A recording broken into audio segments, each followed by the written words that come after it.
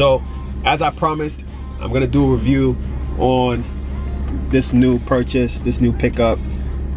Well, it's a week or two that I had it, but yeah, the Rolex Datejust 116233.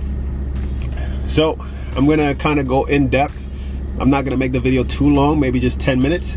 And yeah, for all you watch guys and girls out there, let me just go through it, and as far as what I think and how I feel, and comparing it, it's gonna be almost like a comparison to my vintage Rolex Datejust, which, yes, it's a vintage because it's in the 70s. One of them is 1972 and the other one is 1974. Yeah, the blue dial is 1974. So yeah, this one, I just want to get the best focus for you guys. This one is quick set.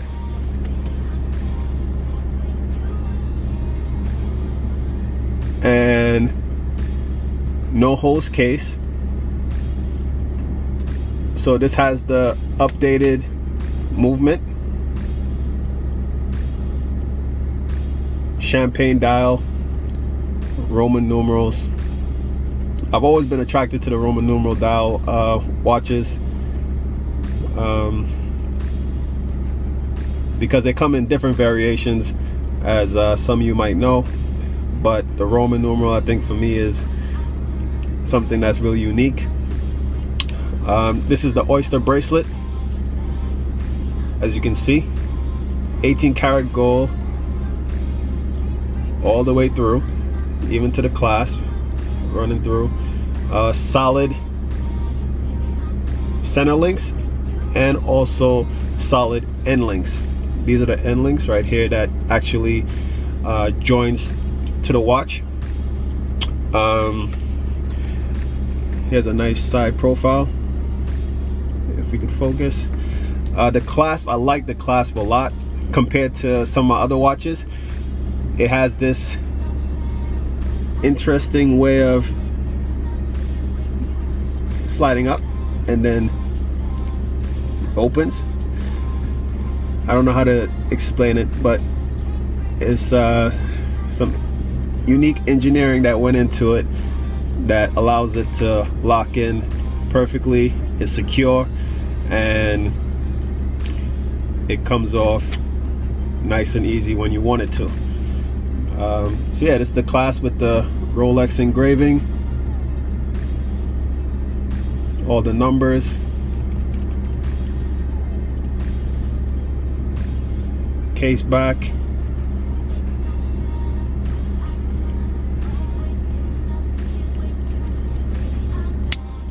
nice snap,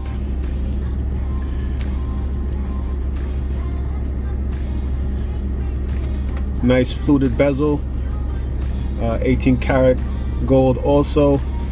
Also the Roman numerals are 18 karat gold as well.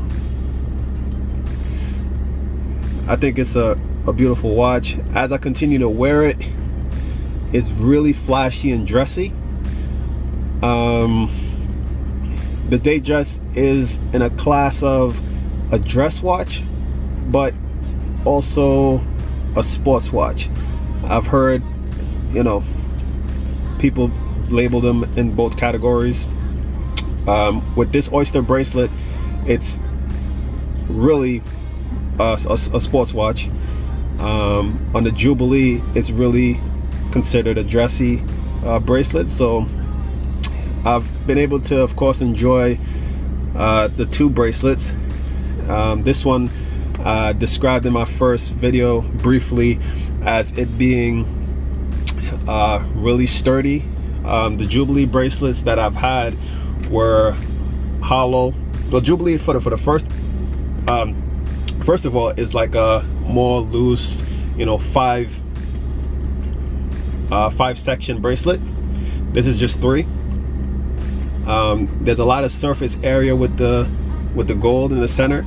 Makes it stand out a little bit more, makes it look real rich. So it's really flashy in my opinion. I like wearing my watches with everything, whether it's a black t-shirt or a button-up. But sometimes I look at it and I'm like, wow, this is really dressy, you know? Maybe I'm underdressed for having this on. Just a shot on the wrist.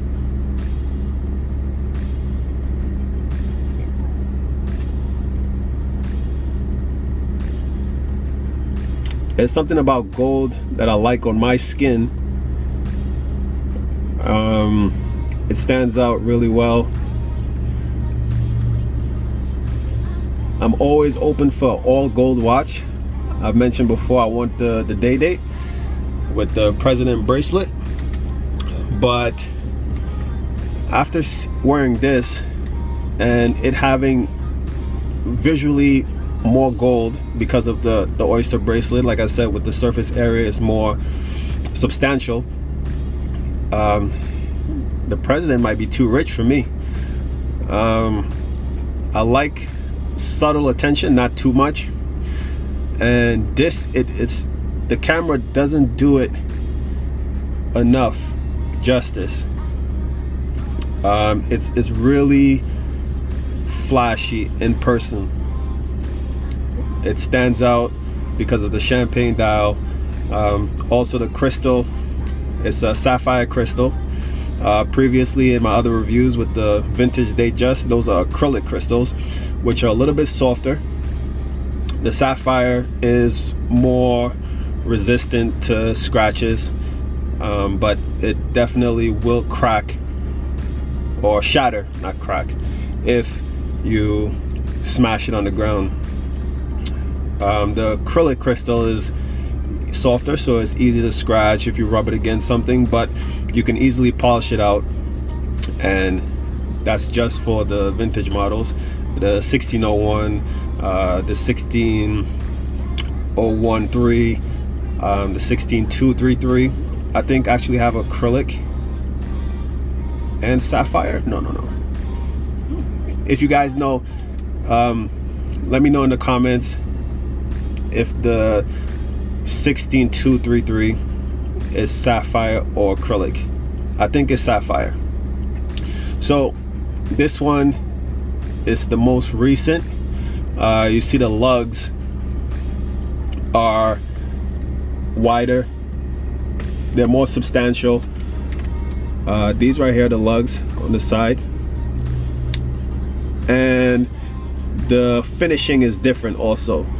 On the vintage models, it is a brushed design, but on this newer model, it has a polished top surface, and on the side is also polished. The bracelet though actually helps with the contrast by having brushed outer links, polished center links, and the lugs are polished, so it gives a good visual for when you look at it. The clasp, of course, there's going to be scratches on it, small surface scratches, nothing deep. You can easily polish that out. Of course, once I have my arm on a desk, it's going to pick up some scratches, but I'm not too concerned. If it happens, it happens. Like I said, it's easily polished out.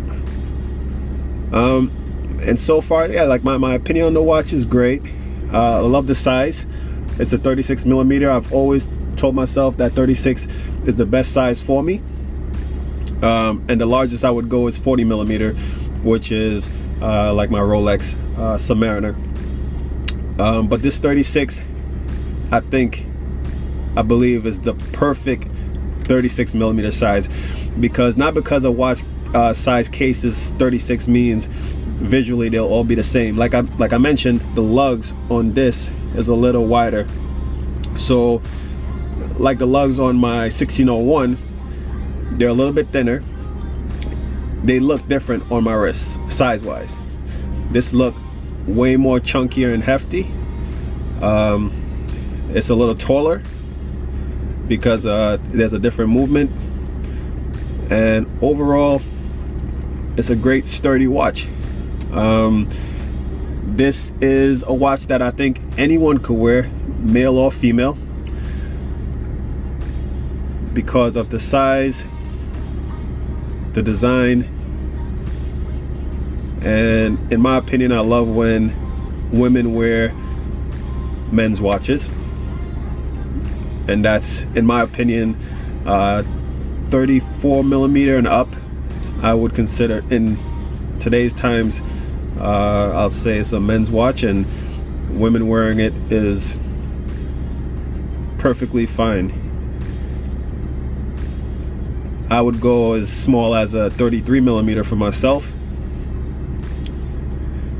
because it's not all about the number. It's all about your wrist size, and the watch dimensions, all the different parts on the watch.